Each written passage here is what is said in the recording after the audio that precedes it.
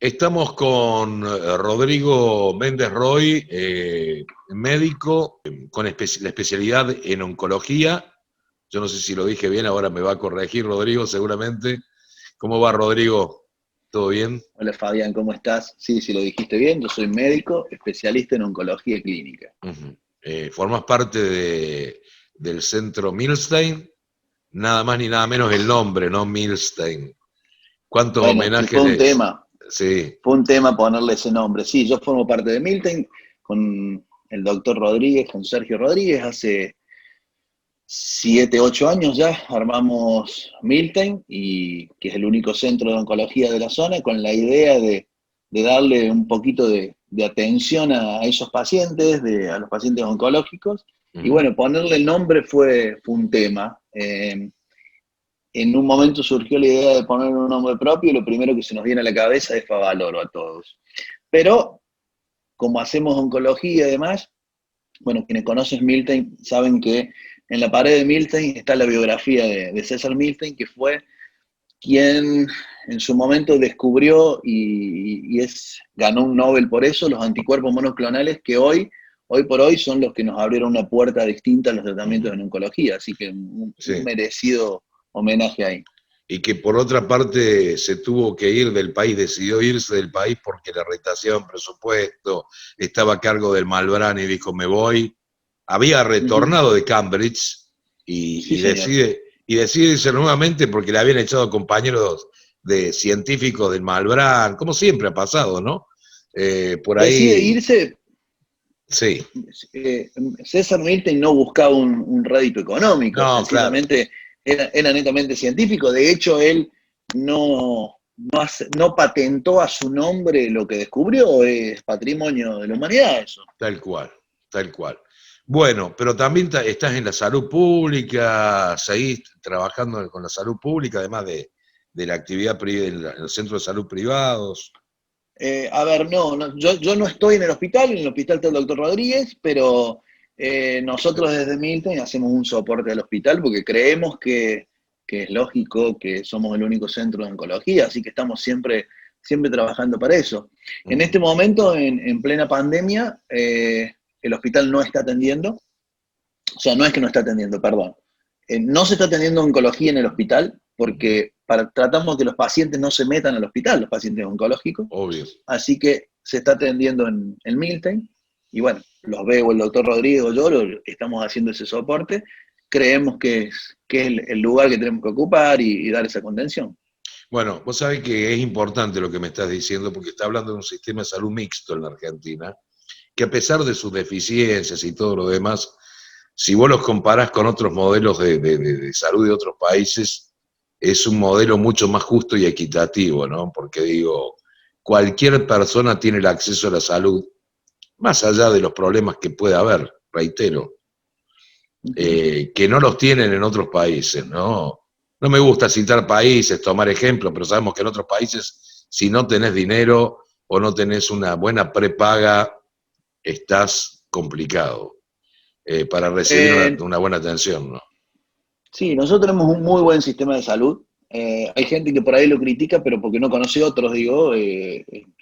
Quien por ahí nos ha tocado estar afuera del país en algún lugar Uh-huh. y realmente hay países que la salud pública es inexistente o es mínima. Y nosotros tenemos un muy buen sistema de salud, por suerte. Bueno, el ejemplo de Chile. No quería nombrar un país, pero lo nombré. Eh, Mirá, eh, o Estados Unidos, el propio Estados bueno, Unidos, ¿no? bueno, bueno, ahí está. Estados Unidos, mientras tengas, está bien, todo el mundo tiene su seguro de salud. Así que en Estados Unidos estás dentro del sistema o estás fuera del sistema, o sos homeless o estás dentro del sistema. ¿Qué pasa? Todos los que están dentro del sistema trabajando y demás tienen su seguro de salud, pero si no, no tenés cómo tener salud por ahí, es muy difícil. Uh-huh. Eh, lo demás, a ver, nos ha pasado que no es que en Estados Unidos la salud es automática y brillante y eh, tenemos de todo y hay centros, una vez nos pasó con un familiar que me llamaban y me decían, lo tienen que suturar y bueno, lo suturaron sobre las 6 horas, no es que en Estados Unidos todo es rápido, hermoso y corre sobre rieles. Tienen una etapa, una parte muy buena y una parte bueno, que es como en todos lados, pero la salud pública es inexistente casi. Bueno, hay una película que seguramente la viste, está protagonizada por Jack Nicholson, Mejor Imposible, que es una comedia dramática, Sí, en sí, donde hay uno de los protagonistas que es muy golpeado, tiene que ser asistido, un artista que tenía su vida resuelta con el dinero que tenía, y después que lo atienden en el hospital, lo curan, todo bien, cuando le llega la cuenta, pierde sí, todo por sí. el costo que le había representado, digo. En Bueno, Argentina eso no pasa, ¿eh? no, México tiene una cosa parecida, muy, muy parecida a Estados Unidos, de hecho se copia ese sistema. Nosotros en Argentina tenemos un sistema de salud que, a ver, hoy cae un paciente oncológico, llega un paciente al consultorio, supongamos que no tiene obra social, ¿sí? Y lo vemos. Y yo sé que si tiene obra social, le pido por la obra social la Claro. medicación y demás, y si no la tiene, lo derivo al hospital y se pide en el hospital. Bueno, Ujú. hoy por suerte en Milten nosotros tenemos la suerte de que estamos en todos los ámbitos, entonces podemos nosotros canalizarlo dentro del mismo grupo al hospital y conseguir la medicación por esa vía y pedirla y hacerla en el hospital. Hoy el Ujú, hospital ujú. de Río Tercero hace quimioterapias y la medicación. Y en el hospital de Río Tercero se están haciendo quimioterapias, entonces uno puede pedir la medicación, se pide por provincia, por nación, de acuerdo a cómo se den los convenios, porque es una cuestión, parte Ujú. de la medicación de la provincia, parte de la nación, y en el hospital de Río Tercero se hacen quimioterapias, o sea que podemos recibir el tratamiento acá de forma pública, gente que no tiene cobertura se recibe ahí. Mira vos. Rodrigo, en el contexto de la pandemia, Sí, leí por allí, te escuché también que decías a los pacientes que a lo mejor se tienen que hacer un estudio preventivo o que están cursando o haciéndose un tratamiento, que no dejen de asistir a ese tratamiento o hacerse ese estudio, ¿no? Preventivo, digamos, para determinar si sí. tienen o no una patología oncológica. Es muy importante, más allá, reitero, de la pandemia, de las precauciones que se deben tener. Sí, nosotros decimos que vayan a la consulta, que no dejen de ir, y quizás hay algunos pacientes en que uno difiere, puede diferir algún estudio o no, pero lo que nos preocupa son los pacientes los de primera vez, los primeros síntomas, que por ahí subestiman un síntoma y honestamente pensar en algo oncológico siempre asusta, de manera que, ¿qué hacen? Por ahí corren el estudio y dicen, bueno, después que pase esto y demás, y por ahí nos come un tiempo que es vital. Entonces nosotros lo que te decimos es que ante el primer síntoma que vayan al médico o que vengan a vernos y de esa manera nosotros podemos decir, bueno, es una urgencia, no, y hacer los estudios porque nosotros no hemos parado en la pandemia. De hecho, hemos hecho diagnósticos, hemos arrancado con tratamientos nuevos. Hay pacientes que empezaron tratamiento cuando arrancó la pandemia y hoy lo están terminando. O sea, no podemos parar oncología.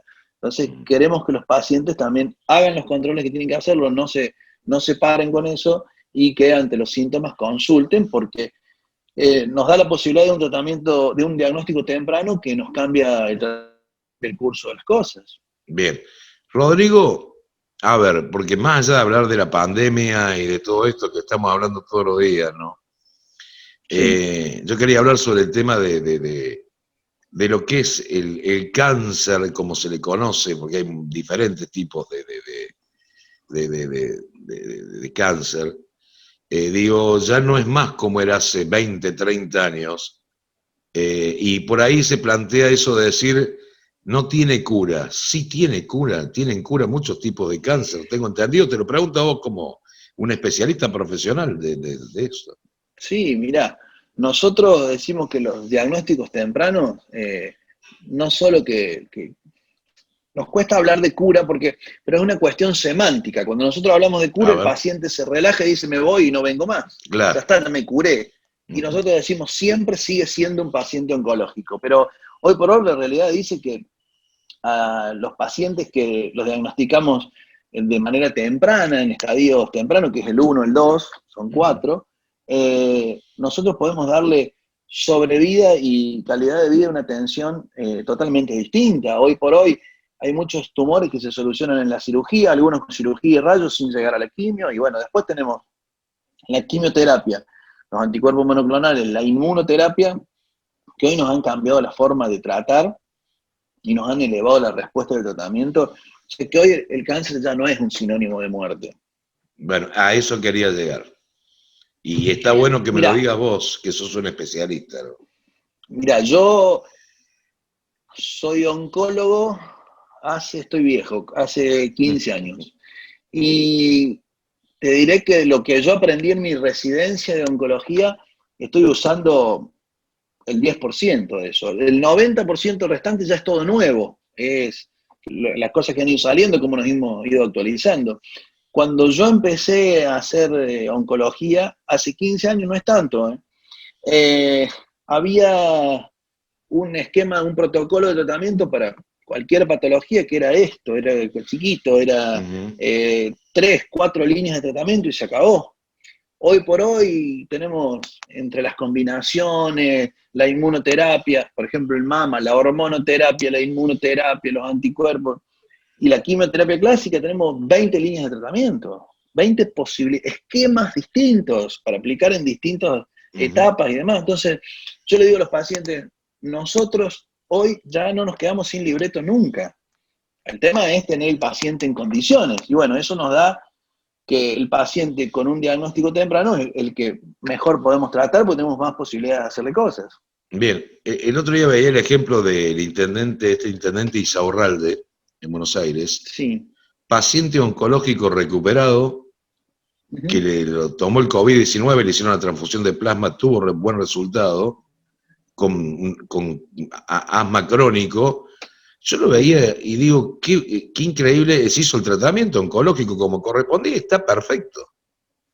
O sea... Sí, de hecho, Insaurralde, por lo que tengo entendido de su historia clínica, el mayor riesgo era su EPOC, su patología crónica pulmonar, no el antecedente oncológico. Hoy por hoy, los pacientes oncológicos con tratamiento activo, que es quimioterapia, radioterapia o postquirúrgicos, son los que pueden tener más riesgo frente al COVID. El resto no. O sea, si el paciente está en control, el riesgo y el riesgo de complicaciones y de pasarla mal en el contagio de la enfermedad es igual que el resto de la población. O sea, post-quimio quedan con una calidad de vida normal. No te niego que hay drogas que por ahí nos dejan una mella, pero eso no quiere decir que les condicione la vida. Está bien. Yo recuerdo hace 30 y pico de años, cuando ingresé a trabajar en los medios, leíamos los obituarios y el promedio de edad era 65 años. No, pues, cuando dejé de trabajar en la M, en los obituarios, el promedio de edad era de 85, 90 años. Digo, ¿cómo creció la expectativa de vidas en apenas 30 años, no? Sí. De hecho, uno de los factores es que antes tenías un tumor y te morías. Porque el médico te decía, tome esto, y si esto no anda, chau. No hay otra opción. Hoy por hoy nosotros tenemos pacientes que ya han sido tratados 1, 2, 3 veces. Mira, antes de que nos comuniquemos, la última consulta que hice, porque estamos con consultas telefónicas a veces y demás, con todo esto, una paciente de 97 años. Mirá vos. Con un tumor de pulmón que debuta con un síntoma bastante aparatoso, que es lo que nosotros decimos un edema en esclavina, como que se le hinchó todo el cuello y demás. Pero si no, una paciente que estaba perfecto. Y en el antecedente vemos que ya tuvo otro tumor, ya fue tratada y está como... O sea, esto no tiene nada que ver con el tumor anterior. Entonces, ¿por qué? Una vez un paciente me preguntó, tercer tumor. Y me dice, ¿por qué a mí? ¿Por qué puedo tener 3 tumores? Y le digo, vos podés tener un tercer tumor porque pudimos tratar los otros 2. Claro. Porque sencillamente pudimos eliminar ese problema y 3 tumores distintos. Bueno, también sí, es mala suerte, es descendencia, es un montón de cosas, pero el promedio de vida se ha ido extendiendo en parte por esto. La oncología es una parte y después el resto por un montón de cambios de hábitos y de cosas que han ido haciendo que se extienda y que la gente viva de otra manera. Ahora, digo, ese es el que te daba esos años, ese crecimiento de expectativa de vida, yo me imagino que tiene una relación directa con lo que decís vos, los cambios, pero además también con el avance de la ciencia, porque evidentemente me está diciendo que tenían una línea de trabajo y tienen 20, hace 15 años, eso cambió Sí, totalmente, ¿no? no solo que cambió totalmente, yo digo que la oncología hoy en cierto punto es ciencia ficción, porque, a ver, no solo tratamos tumores, sino que tratamos tumores de distintos órganos. O sea, hoy, antes tratábamos un tumor y más o menos el tratamiento era para todos igual, así empezó la oncología. Después fuimos diferenciando en órganos, o sea, en un tipo de tumor. Ahora tenemos varios subtipos, dentro de un tumor de pulmón tenemos varios subtipos, y hoy mandamos un taco de biopsia y nos dice, es lo que nosotros decimos oncología de precisión. Podemos ver si las drogas van a ser más efectivas o no, y hay ciertos marcadores tumorales que se hacen dentro del taco que nos dicen que si va a responder a una droga u otra, de acuerdo a ciertos parámetros. Por ejemplo, hay un marcador que se llama PDL1, el PD-L1, que nosotros al dosarlo sabemos que hay una droga que inhibe esa partícula. Y sabemos que si es negativa, esa droga no hay que usarla en ese paciente. Eso es inmunoterapia. Entonces, hoy por hoy estamos cada vez acotando el margen de error a una mínima expresión. Sabemos, estamos tratando lo que nosotros decimos a sitio específico. Y cuando decimos sitio específico es sitio celular, ¿sí? Está muy, muy, muy diversificado y podemos ya hacer hincapié y hacer centro en una parte muy chiquita de la célula y así es como aumentamos la posibilidad de respuesta. En el avance de la ciencia, nosotros normalmente, bueno, en oncología hay que hacer una biopsia, ¿sí? Antes una biopsia era abrir un cuerpo, sacar una muestra y ya, era todo lo que había. Hoy por hoy tenemos un montón de otros métodos para hacerlo, por tomografía, por ecografía, por lavado bronquial, por un montón de formas. Pero desde hace poco, y nosotros en Río Tercero lo tenemos, empezó lo de la biopsia líquida, que es por sangre, que no es para todos los tumores, que no reemplaza las biopsias clásicas en totalidad, pero tenemos biopsia líquida para hacer. De hecho, la semana pasada se hizo el primer procedimiento de biopsia líquida en Río Tercero. Nosotros hicimos un convenio desde Milton hace un tiempo con un laboratorio que se llama Biomakers en Buenos Aires, y la semana pasada empezamos a hacer biopsia líquida en Río Tercero. En el medio de la pandemia, con todo O este sea, lío, es se menos, trata, para entenderlo, es menos invasivo que cualquier otro procedimiento. es menos invasivo Te sacan y sangre y tiene se dosan, precisión. se dosan marcadores, sí, sí, tiene mucha precisión.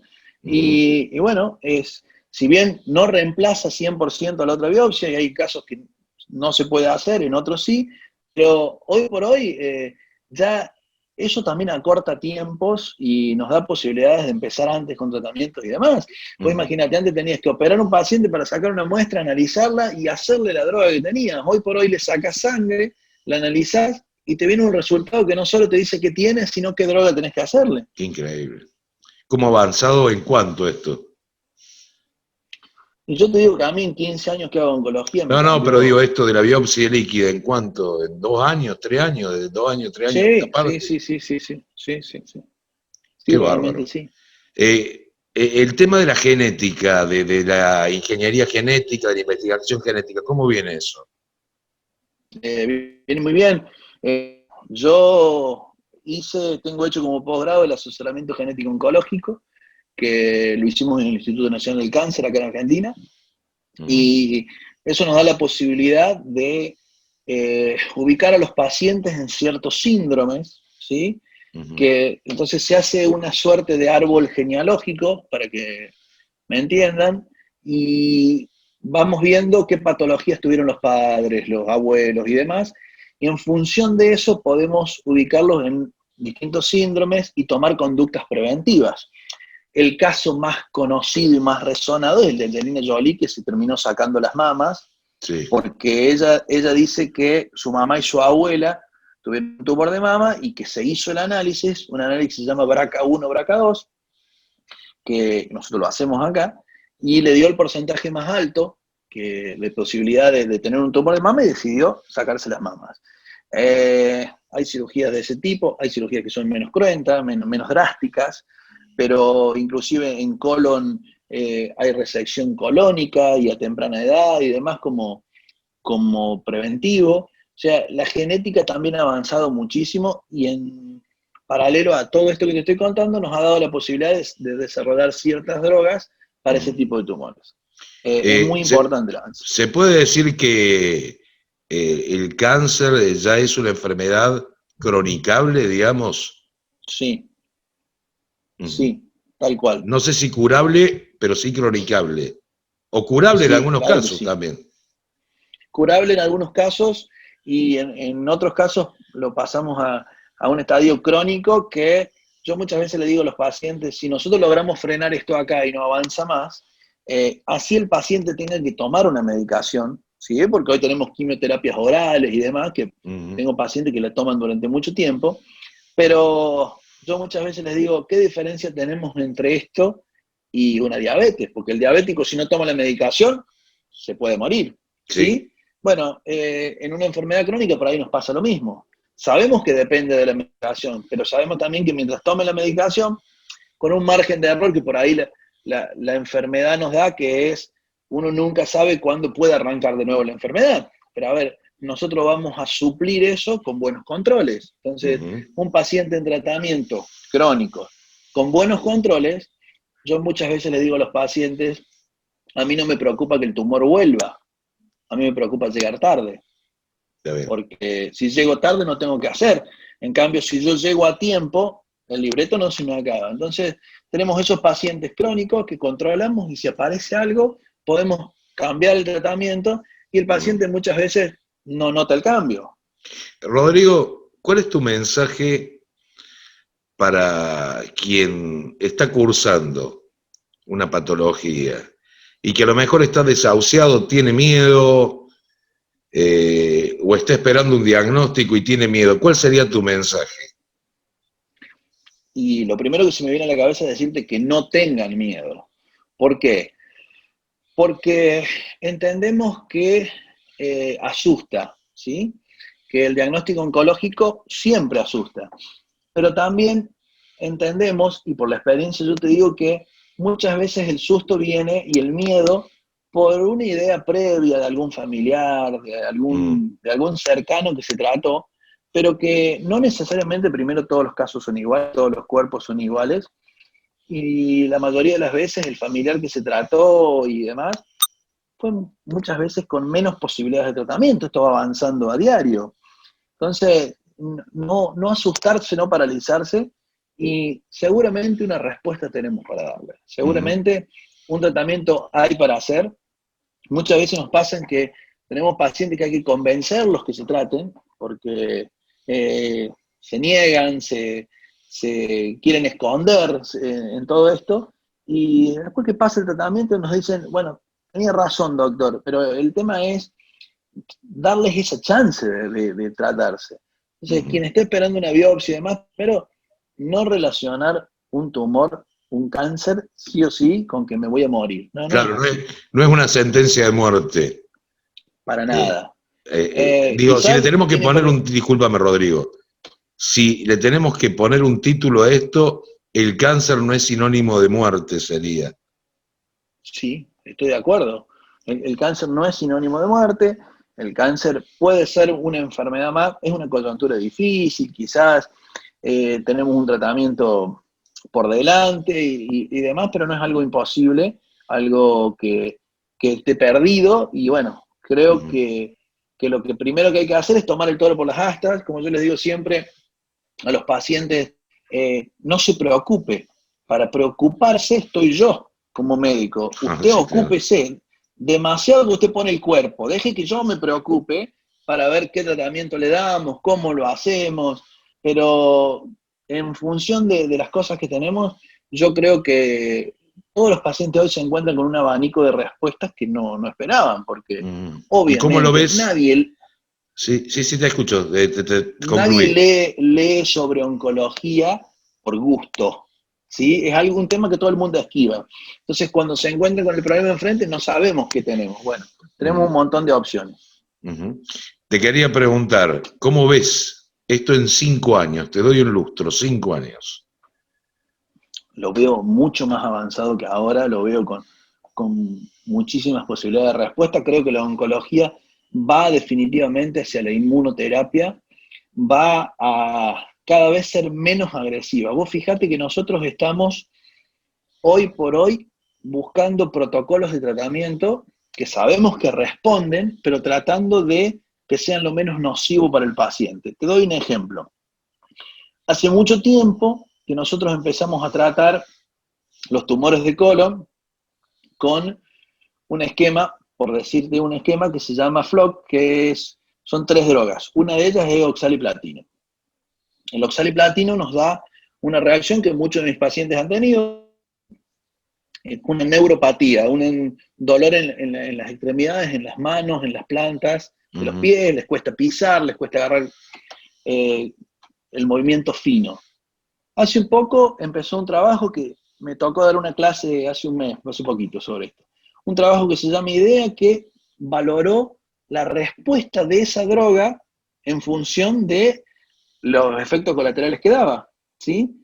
Y antes hacíamos 6 ciclos y hoy en algunos pacientes le hacemos solo 3, con igual respuesta al tratamiento, pero eliminándole todos esos efectos colaterales. Entonces, estamos ajustando las cosas de una manera que a futuro, como le veo, me decís un lustro, y lo veo muy avanzado con esto que te digo de que es ciencia ficción, que va a ser todo pasando por la genética, la inmunoterapia y con respuestas que realmente son siempre superadoras a la de hoy. Vos pensás que la inmunoterapia no es un citostático, no mata células, se comporta como una vacuna, entonces ciertos efectos colaterales clásicos de las drogas, hoy los pacientes casi no vomitan, como siempre se temió de la Con la quimioterapia y la inmunoterapia, me oncología. decís vos.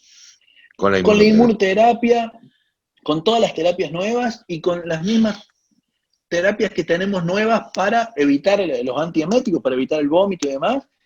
Hoy los pacientes hacen una vida, les suelo decir, quizás el día que mejor se siente el día que hace la quimio, porque le ponemos un montón de soporte que hace que el paciente se sienta mucho mejor. Para finalizar, Rodrigo, ¿por qué elegiste esa especialidad?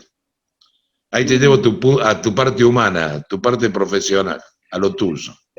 Yo disfruto de hacer oncología. Yo disfruto de hacer oncología. Yo creo que la oncología, y todos los días estudio, pero creo que la oncología, por mucho que estudie, sigue siendo 50% libro, 50% contención. No nos queda otra. ¿Por qué hice oncología? Cuando yo tenía 10, 11 años, todavía éramos 3 hermanos, porque mi hermano menor yo le llevo 14 años, y ese año perdimos uno de nuestros padrinos con mis hermanas, cada uno, los 3 por distintos tumores. 2 tumores y una leucemia. Y yo tenía 11 años, ya te digo, y empecé a leer lo que se podía leer en ese momento, muchísimo. Yo desde de los 6 años más o menos que digo que voy a ser médico. Y me quedé enganchado con eso, con el síndrome de Filadelfia, con los ganglios y todo eso. Y bueno, creo que nació como algo natural. Cuando hice medicina decidí hacer oncología. Hay una historia que mi compañero de estudio de toda la carrera, jujeño, también es oncólogo. Y su papá es oncólogo. Y un día llega de Jujuy a visitarlo y nosotros estábamos estudiando. Y nos dice, ¿qué están estudiando? ¿Qué bolilla están estudiando? Ganglios, sistema linfático. Y nos dijo, estúpidos, van a ser oncólogos. Porque dice, nadie estudia eso. Bueno, se ve que estábamos signados porque, por gusto íbamos a estudiar lo que nadie veía, porque, bueno, fue una inclinación hacia ese lado. Yo disfruto la oncología, yo creo que nos da la posibilidad, es muy dura, pero nos da una posibilidad de ayudar a mucha gente, que es lo que nos deja volver satisfechos a casa. ¿Sabés qué me dejó tranquilo a mí? Viendo a Tabaré Vázquez, el expresidente uruguayo, anunciando que tenía un tumor complejo, con la tranquilidad que lo dijo y sabiendo que era oncólogo. Claro.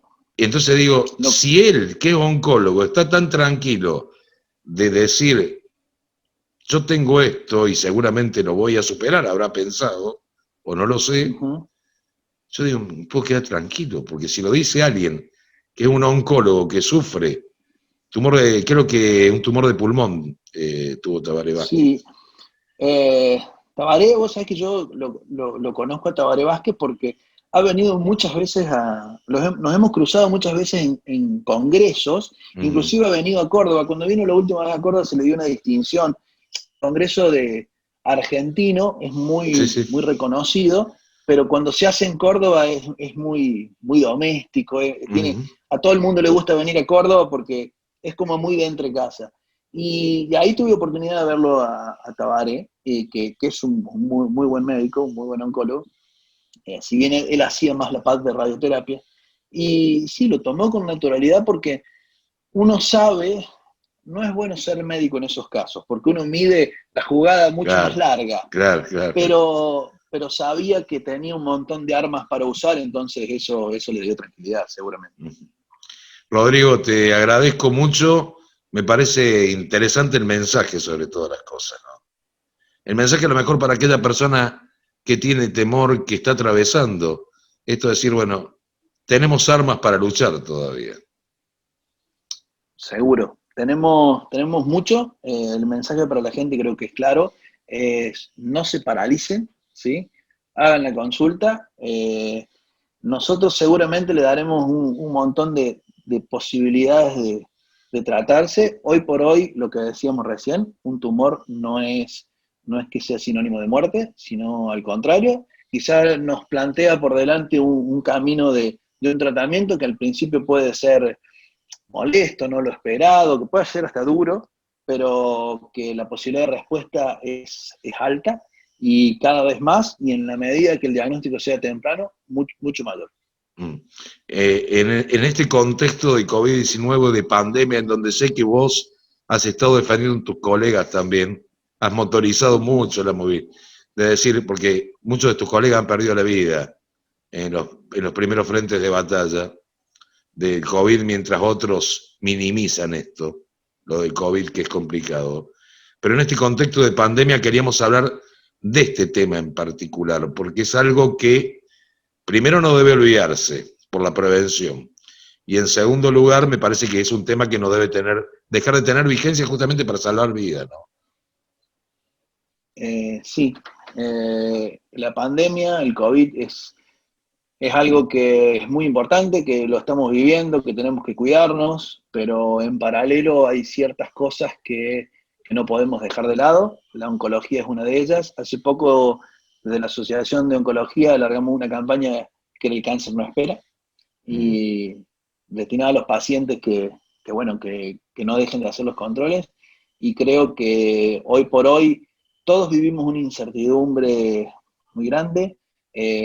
Nos está pesando la pandemia, pero imagínense cómo la viven los pacientes oncológicos. Sí, seguro. Eh, es mucho peor. Entonces, bueno, tratar un poquito de ayudar desde ese punto y bueno, por eso Mm. hemos decidido nosotros estar trabajando, nunca dejamos de hacerlo y ahí estamos para contener, para ayudar y para hacer los tratamientos a todos los que lo necesiten. Y humanizar la medicina, como decía por allí Favaloro, ¿no? Yo estaba charlando con vos y decías, yo estoy para preocuparme en lugar del paciente.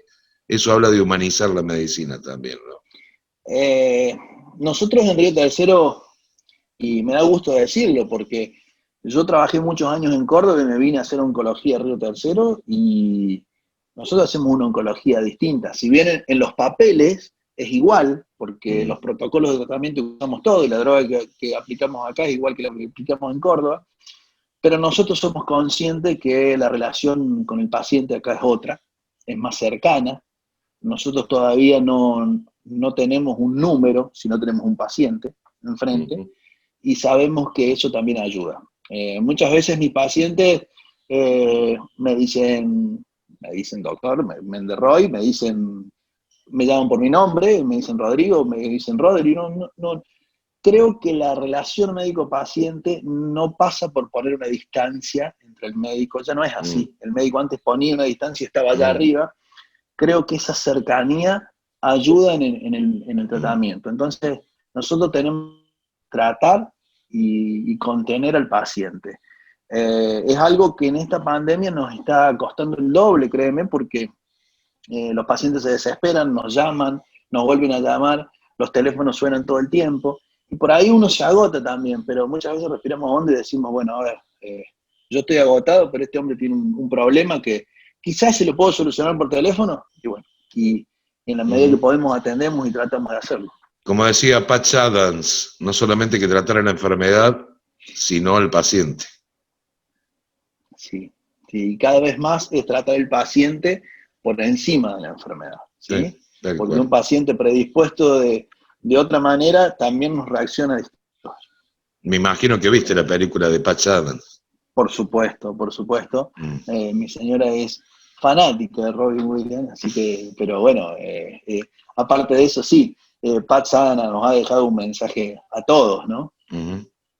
Y no sé si lo viste, pero el documental para ver es Zico, de Michael Moore, que habla de los sistemas de salud del mundo, en donde nos va a enseñar a valorar el que tenemos, el mixto que tenemos. Sí, sí. A pesar de que no habla del sistema de salud argentino, pero voy a decir, che, tan mal no estamos. Y más hoy que se ha invertido tanto, ¿no? En salud. Hoy, por ejemplo, toda Latinoamérica, siempre, en un montón de aspectos, se mira para Argentina, ¿sí? Para copiar o un poquito emular el sistema de salud en varios aspectos. Nosotros tenemos una buena medicina pública y una buena medicina privada, con acceso, porque todo el mundo tiene acceso a salud. Y no es poca cosa. No es poca cosa porque hoy por hoy todos los pacientes pueden tratarse de una u otra forma, y eso es un poco también esto que hablábamos de la contención, ¿no? El hecho de que saber que pase lo que pase voy a tener a alguien que me trate, no es poco. No. Cuando no te pasa nada quizás no lo valoras, pero cuando te pase y decir de dónde me agarro en este momento y saber que siempre va a haber un lugar de donde agarrarse, de dónde apoyarse y de dónde lograr salir, no es poca cosa. Bueno, en otros países eso no pasa y son países considerados del primer mundo, ¿no? Lamentablemente, porque la medicina o la atención médica debería ser un bien de todos, es un bien público, más allá de cualquier ideología. Por ahí la clasificación de primer mundo está basada en lo económico, quizás no se toma, desgraciadamente en muchas clasificaciones no se toma a la salud como una variable importante o se le da menos importancia de la que tiene. Hay un amigo que vivió 35 años en los Estados Unidos, ya vivió 35 años, ejerció su profesión, viajó por el mundo, es de Río Tercero. Y él me dijo siempre, no te equivoques, Estados Unidos no es el primer mundo, es el país más poderoso del tercer mundo. Qué distinto. Es una buena definición. Yo, por una cuestión de trabajo, de congresos y demás, que ahora la pandemia nos ha dejado afuera, no sé si volveremos, pero yo viajo a Estados Unidos a congresos, habitualmente lo hacíamos 2 veces al año. Y sí, la realidad, como dicen las películas algunas veces, el sueño, cuando uno va varias veces te das cuenta que no es tal. ¿Sí? Que no es tanto sueño, digamos. Sí, que... No quiero demonizar a los Estados Unidos porque tienen sus cosas buenas, pero la realidad es esa. Yo digo que el sueño americano es otro. Claro. Es otro, porque hay que redefinir América. No es lo mismo América para ellos que para nosotros. Pero yo creo que podemos vivir bien y estar conformes en un montón de cosas acá. no siempre mirar para afuera. Y bueno, creo que hay que ponerle manos a la obra, valorizar ciertas cosas Mm. y tratar de, más en este momento, salir todos juntos. Valorizar nombres como los de Milstein, por ejemplo. Quiero cerrar con esto. Y al que no Eh, conoce, que lea y que estudie quién fue el Milstein. Está bueno. sí, ¿Mm? Para, es alguien a quien rescatar y resaltar. entre tantos otros tenemos y tuvimos en el país. Sí, seguro, Eh, seguro. Rodrigo, te agradezco mucho, te mando un abrazo grande y seguramente le dejaste un mensaje no solamente desde lo científico, sino desde lo humano muy fuerte a mucha gente. Gracias, gracias a vos, gracias por la nota y por este rato de charla, un rato muy agradable y bueno, en lo que podamos ayudar, acá estamos siempre. Seguramente. Te mando un abrazo. Gracias. Un abrazo, Fabián, gracias.